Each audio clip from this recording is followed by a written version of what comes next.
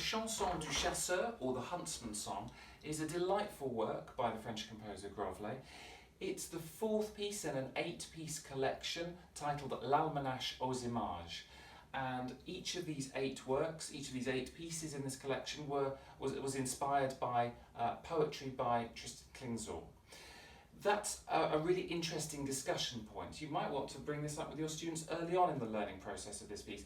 This connection between literature, poems and stories and music, and how the two have influenced and connected over the centuries.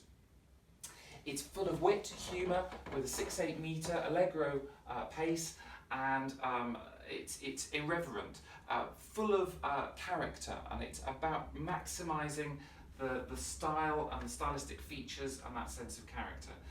It's not without its challenges. Let's look at bar 11 to begin with. You've got these 3-note chords in the left hand, chromatically descending.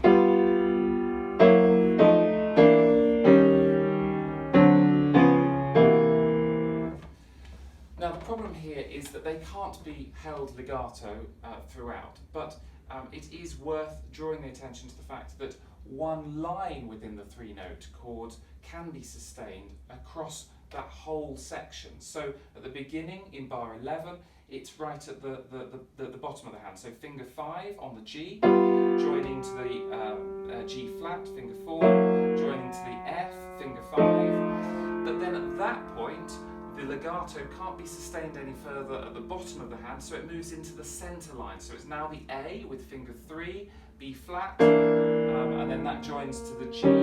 So it's about drawing your students' attention to the fact that they can only legato one part of the 3-note chord, and that the part that they're going to legato is going to have to move around. So throwing the weight and drawing the attention to that part of the hand, using it as an anchor, it will really create security and solidity within the hand, hopefully prevent wrong notes and also get rid of tension as well. Speaking of tension, there is another part of this music that can promote lots of it unless the wrist is kept very light and bouncy and free, and that's this idea of repeated notes, either as single notes or in thirds. So for example, I'm looking at bar 29.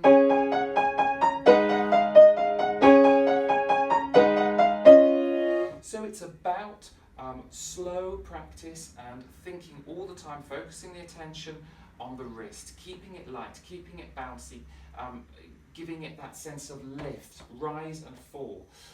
In bar 29, incidentally, you might want to advise your student to play the G sharp in the right hand with finger 3 and take the C sharp at the bottom of the treble clef in the left hand. And then when you play bar 30, as written, so the right hand would play the 2 notes, the B and the F sharp at the same time, the left hand would just play what's written there. That will create different hand shapes and hopefully get rid of any tension. Looking at another challenge now, this idea of the left hand crossing over the right, so I'm looking at the upbeat into bar 36. Now you might want to advise your students to practice this thinking of their left hand as drumsticks. So imagining their left hand fingers have become drumsticks. It helps with that military feel that is inherent in the music, and also will hopefully keep their fingers flat on the black notes, and also keep that distance between the hands so that there's less likelihood of them colliding. So potentially fingers 5 on the A sharp and 2 on the D sharp will help there. Another place where they can think of that military style and having percussive drumstick-like fingers is right at the end.